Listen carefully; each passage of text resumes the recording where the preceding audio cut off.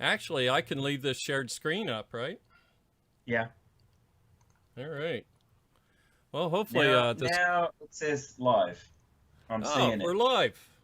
Yep, Hello, after a short delay, YouTube. so we're good. Hello, YouTube. Now it says live. And the sound is good too. So I'll just, Yeah, mute yours. yeah. Oh, So hey, we're, this off-air monitor already saved my life. It threw itself in front of a bus for me. So, hey, so let's start again. We had some people pass away in the last 6 or 7 months that we didn't really talk about or hear about much, and that was Jesse Combs and Grant Imahara, both of Mythbusters fame. And Jesse passed away while trying to break the land speed record. I don't know for females or just in general or for four-wheel vehicles. I think it was for all of the above, Yeah, from what I and read. she Because had like the fastest female. she already had it and she was going to break her own, but she Yeah, was going to break the record, period. And right. I believe Okay. she did in her, First pass. the first pass where she did not crash. She actually broke Right. all the existing records. And she was awarded this posthumously by Guinness, which is very Oh, the I right did thing not to know do. that. I did not know that. Um, yeah, that was flipping tragic, So, but it's the risks of doing those things. Everything has different degrees of risk, and at some point you've got to evaluate the value of what you're doing against the risk. And right. and for her it was it's actually saddening and But she died not doing what only she loved. well, Not that but that's a exactly. condolence, or Well, it's got to be tough for all the all her closest friends and loved ones, yeah, but it's tragic for all of us because she has so many admirers, and as a woman doing this kind of thing too, like she really set the bar way high for all of us, and right, to inspire more girls to get involved in STEM, which is always a good thing. Um, and right. So yeah, I yeah, liked it's the fact she amazing. was a person behind the personality. You saw her on TV, but then she's better known for what she did not in front of the camera, is the way I looked at it. And I had exchanged some messages with her back when she first got injured. She had something fall on her on the scene in one of the shows, and so I reached out to her as an ex-EMT and everything. And then we had another conversation later when I tore my finger off, and it was about, hey, seriously, don't wear rings, because one of her co-stars was wearing a ring, and she's yeah, you try telling them that. So it was obviously something going on there. Yeah. The ring's an interesting point, Bill, because I was warned about rings in my first week of college in studying electrical engineering and talking about the lecturer in the first electrotechnology class said, if some of you will be working on high voltages, so either put one hand in your pocket, your left hand, or take your Right. rings off. And my hands, because I worked on high voltage, both of my hands automatically go behind my back or to my sides when I lean forward. And it's an automatic reflex still to this day. So I Well, never that's got hit by the high voltage in a TV set, but I know people who did. I've been whacked pretty good by other things. In Australia, our mains is 240, Tooth. Yeah. and here I've had a few shocks on 110 because I weigh up the risks of how long something's going to take me, and I've replaced a few outlets and switches in my house while they were Oh, I live. always fluke them first. I showed my son that, and one day I showed him that the neutral was hot. And I'm like, if I didn't have my fluke in my hand, I'd be working on a hot circuit. So hopefully he So got that. so let me be really clear. I do not condone working on live power systems. I am willing to take the risk, and I'm a grown up, and I know I can hurt myself, and I use gloves, and I do all that. but here in the States, it's only 110, so it's a little bit of a tingle, really, compared to what you get in Australia. Compared to 240 knocking you, and DC will lock you up too. Yeah. Now in Australia, I would always turn the breakers off and work on dead circuits because it's just not worth the risk. Yeah. I remember, see, when I was 11, there was, okay, so you'll hear Dave Jones talk about this, right? There was an electronics hobby retail chain in Australia while I was growing up called Dick Smith Electronics, and it got bought out by a supermarket chain and got totally changed their business to just selling cell phones and maybe the odd transceiver, right? So they got like really Radio Shack kind of did. Yeah. Basically, they had to sell out to the way the industry changed, and there were fewer and fewer people doing electronics as a hobby. So their market, they had to change to survive. So I don't blame them. But growing up, they used to sell all these really cool kits from the electronics magazines, kind of like Heathkit here in Australia, but there were many different ones. And they had this beat-triggered strobe light kit. And that was one of the first I attempted to build. That was my first electrical experience also. Yeah. Now, so strobe lights now use white LEDs and they're low voltage, high current. Strobe lights then used a xenon flash tube. Right. And 350 volt. Yeah, you needed 350 volts DC with a and then 1500 to trigger it. Yeah. And this one used a 4 kilovolt trigger transformer. Okay. Right. And even just with the 240 volt mains coming in, I remember I miraculously managed to get this thing to work and debugged it with my big brother, who was an electronics technician, and he was the guy who got me into electronics. Okay. And we debugged it and got it working.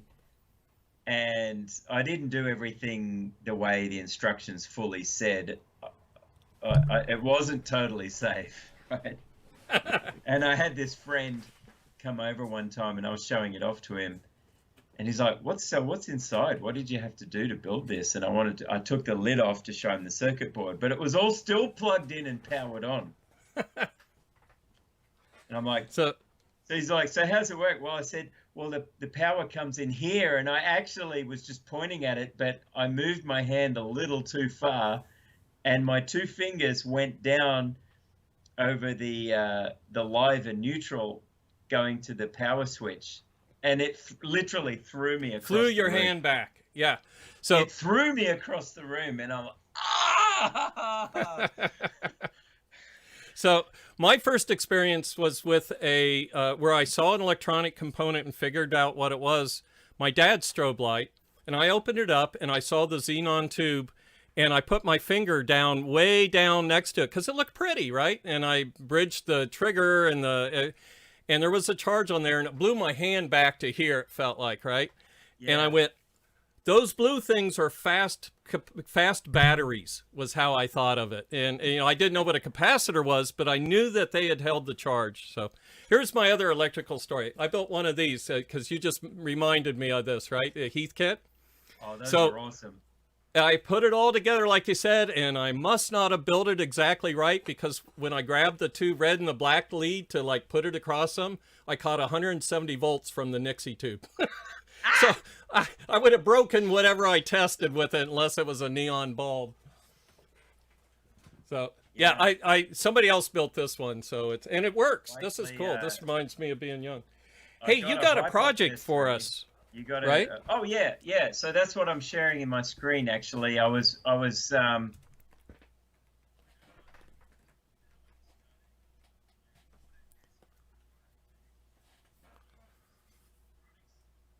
and it's a lot of fun. There's a huge amount of work for us to do, but it's very exciting because we get to do it in a new way. So I was sharing my screen there. You were, and I lost it. Yeah. Let me do that So again. How long before the arm stopped tingling? About the same time it took me to stop laughing. Yeah. Okay, there you are. So let me go here. So what I've got showing here is this nifty thing I discovered, which is actually a script file from what used to be a ULP in Eagle. And this is exactly the kind of thing that should not be a script. It should be a native built-in capability of the tool, for example. So that's something we're working on right now, which is awesome. I've never seen anything quite as cool as this. This will, I'm just putting in some package dimensions here, for example, and I'm going to mess this up because this should be. I'm reading the comments and laughing. Yeah, this. Oh, the comments. Yeah. Hi, Lord Megatron. Yes. Oh, yeah. Good to see you guys again. Thanks for joining us. Somewhere between a joy buzzer and a flyback. That's probably correct. Yep. Yep. Use package. So you're using BSDL though, right? You want to mention what that is? Okay, so it stands for Boundary Scan Description Language, and it's a subset of VHDL, which is used typically in chip design and FPGA logic development. You know, you write VHDL code or Verilog code to define the logic function you're working on. But something that all the semiconductor companies provide, especially FPGA companies, maybe not all the semiconductor companies, but all the main ones, right, that you use products from in big packages, they give you, at the very least, in addition to the data sheets, they'll give you a BSDL file because it lets you set up JTAG boundary scan. So BSDL stands for Boundary Scan Description Language. Okay. Or something like that, something along those lines. What it really means is it's a file that describes all the IOs on the device, and it's used by JTAG testing software, and it's also used by programming software for downloading. It can have things like the capacitance and the resistance and the inductance of each pin, at least an estimation of them, right? Oh, that's an IBIS file. So they're different files. Right. So they'll give you that too, and that's for running signal integrity analysis. So that gives you the voltage and current characteristics and the loading characteristics of input and output pins, and slew rates and drives. And IBIS is IBIS. I can't remember what it stands for, but if people want to look that up afterwards, that's the descriptive. You can download the standard for that free. Right. There's an IBIS website where you can find that. So IBIS gives you signal integrity information about the part, so you can simulate it. BSDL gives you JTAG boundary scan information about the part that complies with IEEE 1149.1. But the cool thing about that is it says it's actually an association of the signal name with the actual pad on the footprint. Or the actual pin on the package. It links that pin location to an IO function.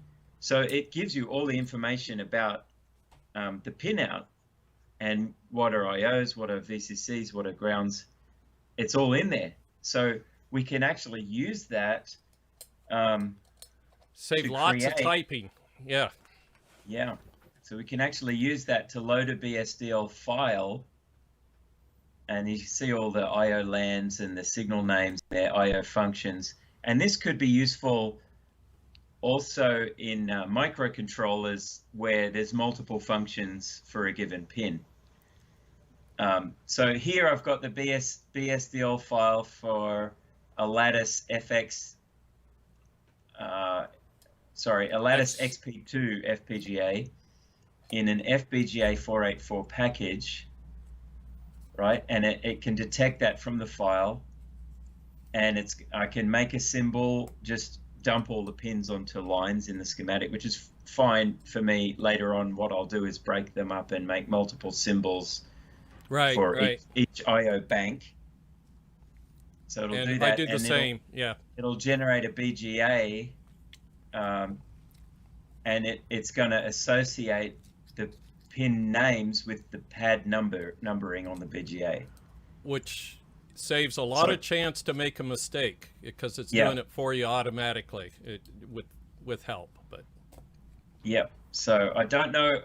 I've not really gotten into this yet, but so I don't know what all of the specific details are going to be, but this is definitely a big help. I don't know if I need to.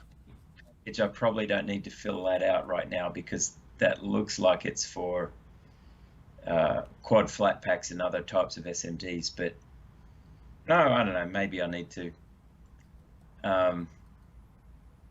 use pad name supply with BSDL files for BGAs.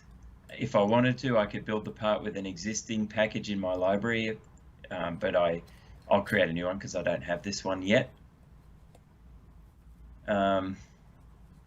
All of this I haven't really delved into. And it can even configure pin swapping information for us. So, right. Chris is asking if this lets us set the testing criteria in place. And if I understand that question correctly, I'd say, well, it starts the process of how you test a board, but there's a lot you have to do yet to make a testable thing in production. Well, we're talking kind of two separate things. So what we're actually doing is we're taking a file that was intended for in-circuit test configuration. That's right. And I'm abusing that because it contains all the information I need for creating a CAD library part. So I'm taking a test-related document, but using it to build a CAD library part. So they're kind of separate things, but it's really cool. And yeah, to set up test criteria, that's going to be really that has to be done in your JTAG software for testing the boards or doing in-circuit tests. Yeah. And Rob. Oh, Rob, it's good to see you. Well, see that you've joined us. Nice to link this to the firmware code. Absolutely. I have big plans for this product, and one of them is to be able to interface between. So if you were using Atmel Studio or Microchip NP Lab, it would be by then, I guess. If you're using MP Lab or Code Composer or one of those tools, I desperately want to be able to generate a C header file from my PCB design and say, there's the microcontroller, and these are all the signals. I could show you that later in Microchip. And bidirectional, because those tools already generate reports. You can also go the other way.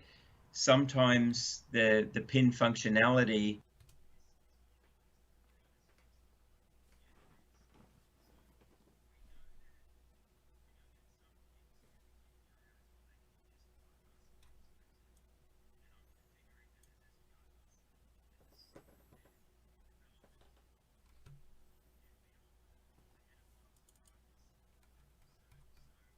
there.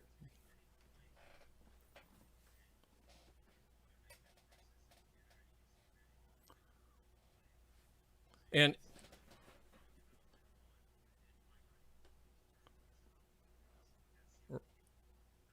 yet, but those are exactly the kind of things I want to build. We lost your audio when we went to one of the screenshots there. So I'll fix that. It's probably when you switched over to MP Lab. You're right. So it wasn't that long. Yeah, I'll fix it. Project I've been working on as this kind of starting point. So I'll just open that up here. I'm not done with the schematics yet. So it's not that interesting just yet. But this is basically what I wanted to build. Was I realized for a lot of different designs and projects I want to work on, I want an easy user interface. And that's going to be a capacitive touchscreen LCD. And the problem is the problem is I want to be able to use that with any kind of other host circuit or host microcontroller and have it super easy. I want to basically make it like an SPI bus controlled, but still cleverly animated and rich display that says, yeah, I can issue a command that essentially says, hey, take icon number 23 and locate it at screen, Okay. Location, whatever.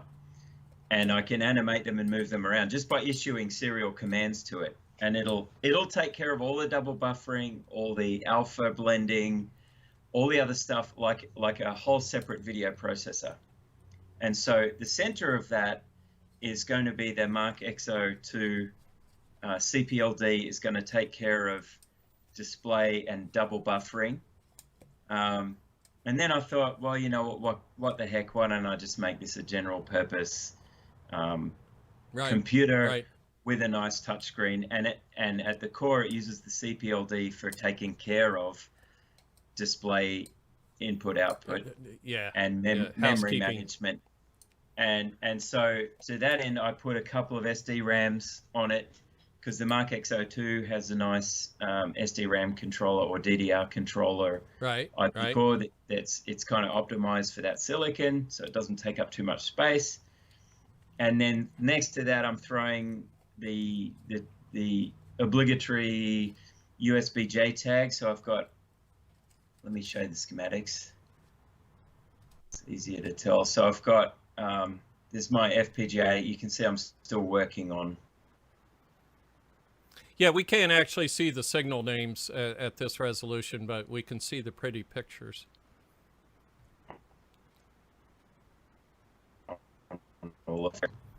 Slowing down a bit there. Oh yeah, you are slowing down. Yeah, I noticed that on Skype. So I'm going to use serial flash to store things like preloaded icons and other bitmaps and other firmware can all be stored in serial flash, and the FPGA will boot the whole system from that and cache it all or load it all into the SD RAMs for high-speed access, and those SD RAMs will have a couple of buffers that I can flip-flop between to dump out to the LC display. And then, of course, there's decoupling, and this is my USB serial interface. I'm going to add more to this sheet because I'll probably want some analog IOs, some A to D and D to A and things like that added to this. So it's really kind of taking on a life of its own. And the other core component here is going to be an ESP32 module. Now, you mentioned something to me last week about ESPs that you were a bit nervous because they come from actually a friend of mine, Mike Fikes, this whole design, so I'm not really worried about security in this one. Now, a friend of mine, Mike Fikes, has joined the chat, and we've been working on an ESP32 project together. I like it. I think the ESP chips are incredible value for money. Oh yeah, yep. And if you need to do Bluetooth or something, don't reinvent the wheel. Just grab a module and one that's been certified already, and start from there. Yep. There you go. Yeah, I see the footprint. I haven't even started laying out the board yet. I'm not even ready for that. I've got a lot more wiring to do in the schematic before I get there. But now, did you make your own ESP32 footprint, or were you able to find it? I found one in the existing libraries. Yeah. Rob says best dual processor around. I think so. I think I like ARM devices too, and there's a lot of community support, a lot of free tools. There's tons of support for ARM. Right. And ARM has some things going for it for some other projects I'd like to work on that involve audio digital signal processing. But actually, even the 10 silica processors with ESP32 with 2 cores, one core can be doing some pretty serious number crunching while the other's just sort of humming along doing housekeeping. And I think that's kind of the idea. So you So Rob, yes, I use I2S. There's a lot of good crypto codecs built into that too, even. Yeah, yeah, and if I know I'm using an older CPLD for this design. The lattice Mark XO2 is not the latest generation. The XO2, XO3 and XO3D, I think the XO3D, if I were to use that one, has some dedicated cryptography silicon built into it. Yep, yep. But again, I wanted something cheap that's easy accessible, and I'm not really concerned about cryptography in this design. I think the ESP has some crypto built into it. Yeah, SHA-256, that kind of thing. Yeah.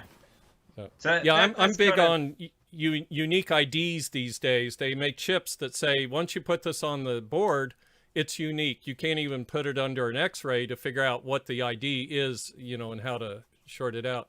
And yeah. ID is everything in crypto, to me, at least. Yeah. If I don't know who you are, how am I going to talk to you, type thing. Yep, yep. And Chris says, yeah, good point. The ESP32 is not particularly great with memory management. That is true. Yeah. And even with these modules, I don't have enough I/O to do, you know, to get external memory on that chip, to get huge buffers, which is what you need for good video processing and good audio processing. You need a lot of memory, right. And it doesn't even have to be super fast, but you just need a lot of it. And a lot of the microcontrollers, you know, they have everything else going for them, but they do not. Like I was looking at an ARM device some months ago for this project instead, and because it checked all these boxes on the list of features, and it had audio interface like I2S, had really high speed, had internal DSP, and had all this cool stuff. But the one thing it didn't have when I looked at configuring the pins, it even had an external memory interface, but I couldn't use the external memory and the I2S together at the same time. Wow. I'm like, well, screw that. Oh. What I need to do use instead, of a port type thing? Yeah, it wouldn't allow me to, it didn't have a configurable enough I/O matrix. I've run into that. I got super frustrated, and I just ended up saying, well, I'll use an FPGA. I can totally use any I/O for whatever I want, and it'll work. So I can use the CPLD with its own memory, and really that's video I/O for the TFT, and just buffering for audio is really all this is needed for. So it's not like all of that can be taken care of by the CPLD with the memory on one side and the display on the other directly, and then all the CPU has to do is tell it issue basic commands and be a manager. And I did an FPGA project a while back. I can't really say what it was for, but the first thing I reached for was a memory arbitration and prioritizer, because it used lots of memory, like you said, but it was one big pool of memory. So how do you have memory for your FFTs, and how do you have memory for your display buffer? You need something sitting right on top of the memory that says, oh, always let you go first. If I have time, let you go. And it's arbitrating the bus so that you use every single memory cycle. And then if it's a good controller, it'll tell you, it says, I'm at 80%. You need to like think about how you're using me.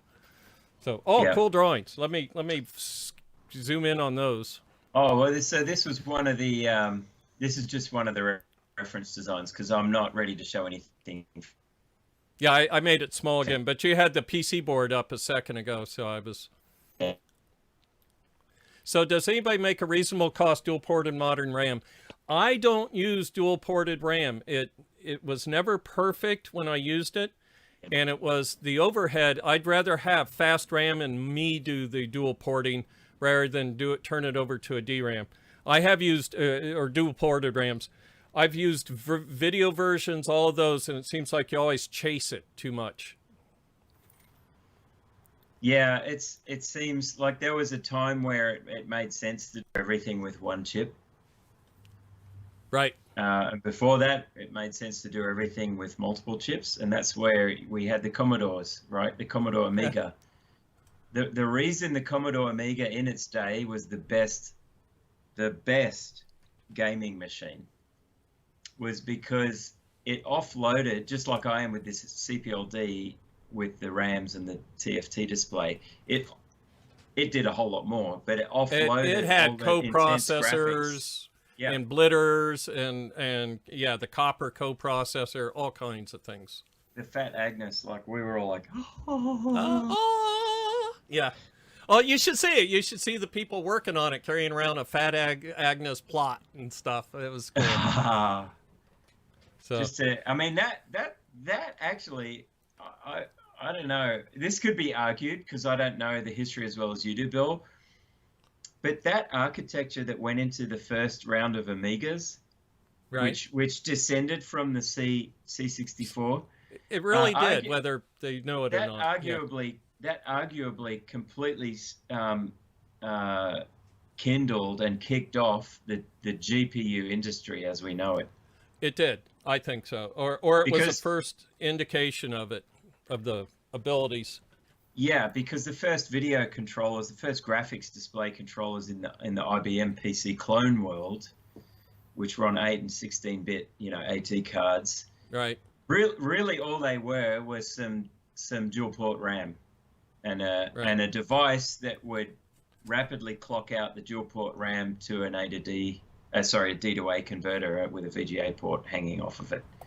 Right. And a bunch of R2R ladders, very simple ones, and dual port. They're fast too. And it's like R2R is fast.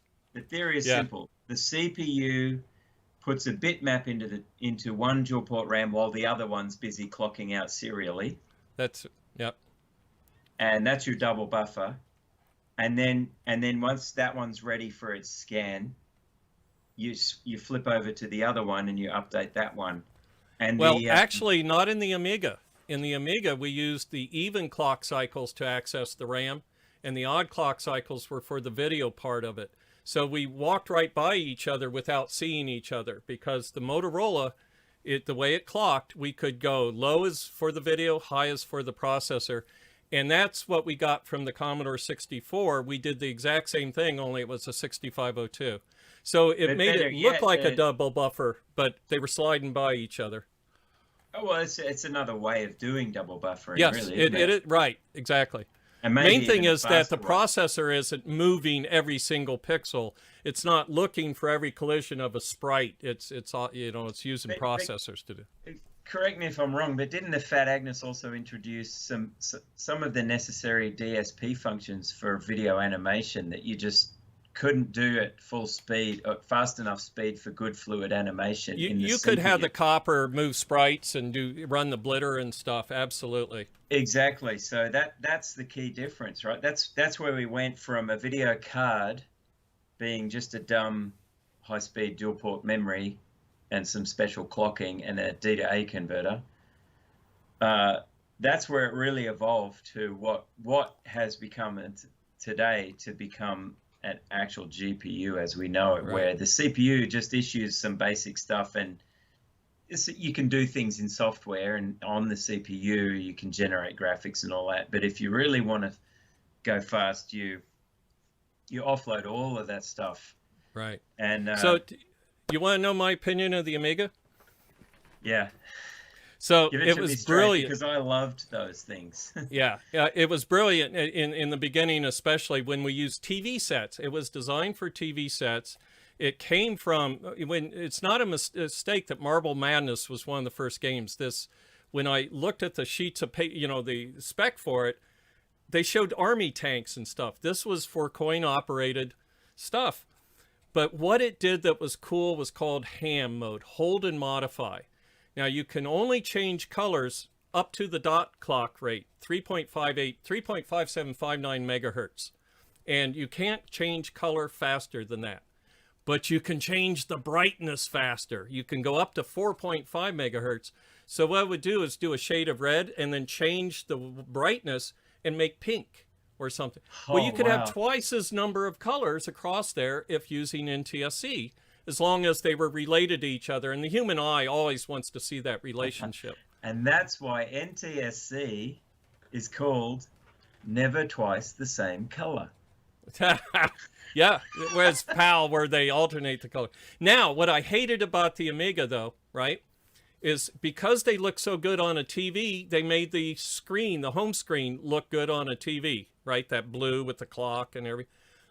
We didn't use it on a TV. We used it on a monitor, and I always felt that they should have redesigned it for an 80-column monitor to look cool at high res, not functional at low res. And so we got too wedded to NTSC. I kind of had the opposite experience because in PAL countries, the PAL modulator was not particularly good. It's really? It's what shipped in the box with the Amiga 500. Oh, you mean the Commodore modulator? I believe that. Yeah. But if you were willing to spend the money and spring for the Commodore monitor that took the composite video 1084. directly, Yeah. That was really sharp and beautiful colors. And so if any of us had the monitor, only a couple of friends had the money to spring for the monitor. So the rest of us were very, very jealous at the time. So let me tell you about our monitors. We tweaked them because when, like, coming out of the Commodore 64, the Luma and the Chroma weren't exactly lined up. One was delayed next to the other. Amiga had a little bit of this just because the signal paths are different lengths. One goes through a modulator. So we would tweak the monitor for Commodore computers to bring those two things back up. So a 1702 monitor, the red, yellow, and white inputs aren't just regular S video, they're Commodore video. And it's like 200 nanosecond delay on the Chroma or something like that. So these were color, right? Yes. The 1701 was 0.63 dot pitch, 1702 is 0.7, which was pretty good back then. Yeah, I forget the one that we used with It's called 1084 that you used with the. Yeah, that's right. It was a 1084. Yeah. So. The only problem with the 1084 was the code for orange, Commodore Orange. Somebody had wired to purple, and everybody would line up outside Fred Bowen's office asking why he made purple on the new monitors. He's like, it's not me, it's the monitor. He's just putting out the 6 or whatever, and it's making orange, or purple instead of orange. That's it. That's the beast. Remember CRTs? Yeah. Who made the tubes on those? Japanese Victor Company, JVC. Oh, wow. That's what that stands for. JVC they were huge in consumer Oh, TVs. They were, and they made good stuff. Them and Mitsumi. And video cameras, too, they made. They did. They made good 3-chip. That's probably still a brand for digital video cameras. So, yeah. Cool stuff. Did you ever... Chris mentioned Atari. I had a friend, so I used to do a lot of music as well. And I had another friend, and his setup was an Atari ST because my high school had an Atari ST for the music department because the Atari ST had this MIDI notation. MIDI, yeah. Software and a MIDI interface, and it always drove me absolutely bat. Yeah, both computers were good. It's unfortunate we ended up fighting each other because in the end the PC won, and that PC would not have been my pick. Well, the Atari, yeah, that's right. The Atari ST had better support for music software at the time. It did. But it kept slowing down. Like, I don't know why they couldn't have had it synced to the clock. But we did drums on the ST because we didn't have a drummer to work with at the time. Right. And so we just did drums by MIDI on the ST. And he notated his keyboard tracks on the ST, and I played guitar live. Okay. But the drum, and then we would take all of that into an analog 8-track, a Tascam reel-to-reel 8-track, which was an awesome machine. Yeah. The drums would always demo speed up and slow down on that thing. It drove me crazy. And Oh, I don't think it was the fault of the machine, because those 16-bit machines with 8 megahertz CPUs for several MIDI tracks, there's plenty of computing power there. right. And so you hit it on the head. It lost its real time reference somewhere in the process. Either it wasn't interrupt driven, or it got so latent on the interrupts that you witnessed it. I think, yeah, just maybe it was that particular software package was just not well written at all, or the Okay. version we had. Yeah. I think it was So called Notator actually, but it was so long ago I've forgotten. somebody asked about PAL. PAL means phase alternating line, and it's the standard in Europe, or was. And what it does is every other line, it flips the polarity of the chroma, the signal that's used as the chroma reference, the base. And so if you look at it on a scope, you'll see green is a positive sine wave, and then on the next line, it's actually backwards. And so the idea was that it would cancel out chroma noise. If there's a spike, it would be canceled by the next line being reversed. Whether that happened or not, that cancellation, I don't know. So, hey, here's something. I actually did this a while ago, but I'm about to play with them, and I have a question for you. Yeah. That's an RF amplifier. Let's see if we can get it. Oh, cool. I'm shooting for 40 dB when I'm done. It might be 30 now, but I'm shooting for 40 dB. And here's one with just one chip, but I accidentally shot this one with Hassel, H-A-S-L. And I shot that one with ENIG. Yeah. I think the Hassel will work better. I think the Hassel, I use Hassel. Hassel has a problem with high density chips because it's not perfectly level. Is that a good summary? Yes, I agree. You can get highs and lows. Yep. Yeah. Other than that, it's already wetted. I like it. It's if you're doing your own home soldering, you may get better results in your little home oven, even for SMD, if it's Hassel, but it's not flat. Is it lead free or lead Hassel? Oh, I'm doing lead. Yeah, so I do lead too. Yeah. It's such a hassle. It is. Okay. Hey, so final question for you. For those who didn't know, Hassel stands for hot air solder leveled, and it's the preservative finish on the copper on your circuit boards. And ENIG is electroless nickel immersion gold. So they do an electroless nickel plate, which is very, very thin, and then they do an immersion gold plating in a bath. And that's a better, much far superior preservative and longer lasting preservative. It's a little more expensive, and it's perfectly flat. There is one downer with ENIG that people forget. Your nickel plate layer may be thick enough, and nickel has a much higher magnetic permeability. Copper and gold are a magnetic relative permeability of 1. That is, they're equivalent to air. They are essentially non-magnetic metals. Okay. Nickel is a magnetic metal. So if you do a lot of RF or a long high speed, if you do long high speed lines and you don't have solder mask and they get plated with nickel, it will change your impedance and your velocity of propagation, and you might not expect that. If you expect it and account for it, fine. Right. Know what you're doing. Yeah. And in some of the software, in some of the CAD packages that calculate impedance for you, do you know any that take into account if the surface finish like that? None yet that I'm aware of. Yet. Okay. I think they all assume you're just using copper. So it's a good idea. It's a good idea to model that in something like, a proper field solver if it's a concern. Yeah. Right. So Chris mentioned eddy currents. I'll throw out that we used to blame eddy currents for an awful lot of things that turned out not to be true. But I imagine that what you're saying may have eddy current. And an eddy current is quite simply where currents delaminate. They stop being a linear flow and they start swirling around microstructures and stuff, right? It's its own self. It runs into its own counter EMF and turbulence.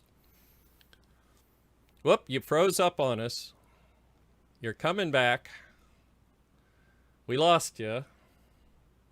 Well, now's maybe a good time to think about calling it. There you are. You're back. Hi. Yeah, I know.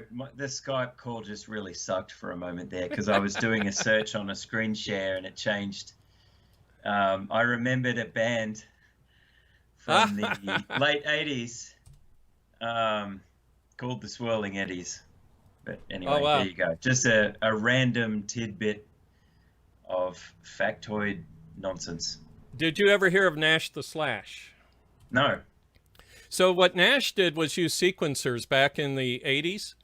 And like you were talking about, your drums were MIDI driven. And when he did it, it was like, oh, wow, new stuff, because he was playing electric violin and stuff. But what that meant was a friend of mine could film several nights worth of video and put it together because it was perfectly synced, right? Because of the MIDI. That was back when it wasn't perfectly synced, except for Nash the Slash, it seemed like. So yeah, MIDI's the way, and then there was SMPTE as well was used, and that came from Boston. You know, Tom Scholz, one of my heroes. You know the band Boston, right?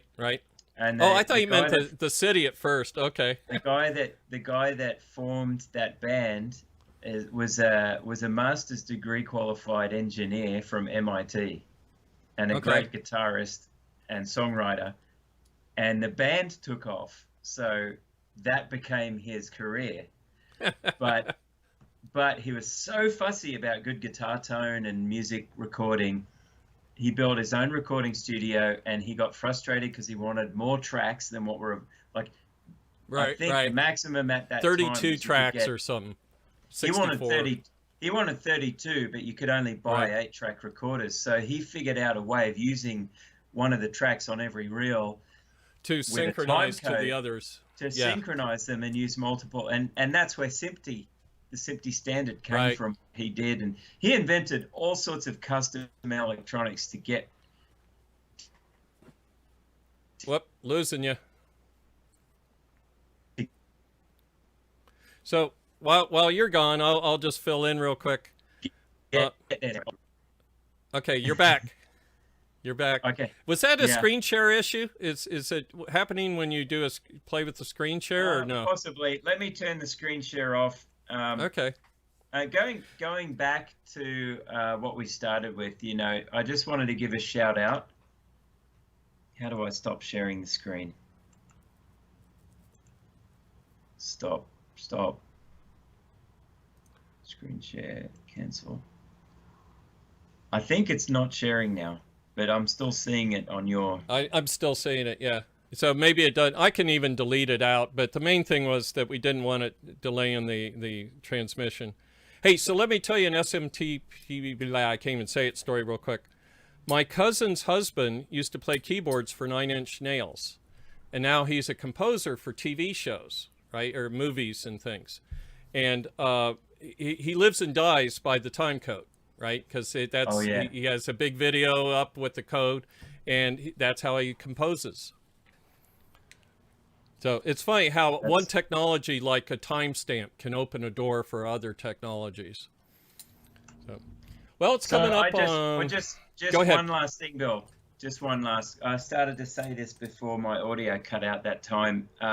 You started this episode just giving a shout out to the two heroes of our sort of Grant and Jesse, the media side of technology, right? Who passed away. I wanted to give a shout out to a dear friend of mine who was on our engineering team. We lost you again. Start again when you come back. You're back. So we didn't hear his name or anything. Yeah.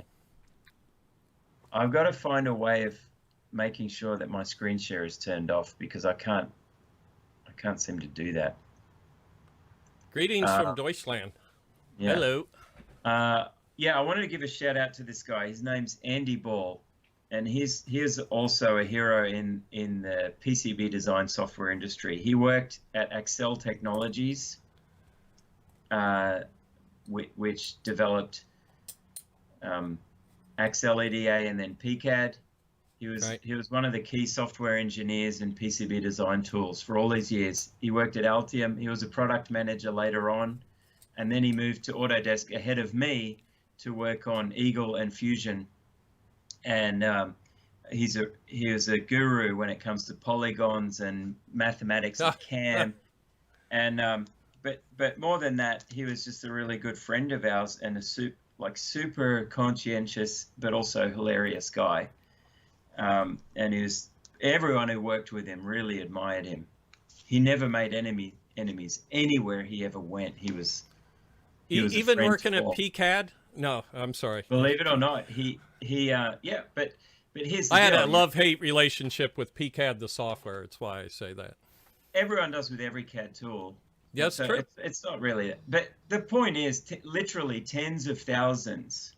many tens of thousands of people have benefited from his work, but those people will never know. They don't know it, right? Who he is. And Rob's commenting because Rob worked with him and me together at the same time for a period as product managers together, and he was just a terrific guy. And he passed away this month, suddenly and unexpectedly, and I still to this time don't know why. It was not COVID related.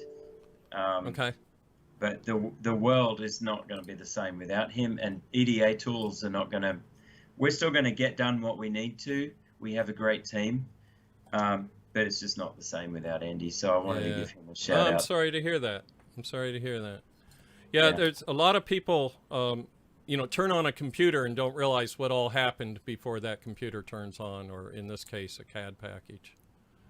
So. There's a lot that goes into it. People think PCB design software must be, how hard can it be? It's graphics and, Right. But when you really start to peel back the layers and look at what you need to build, it's extremely difficult.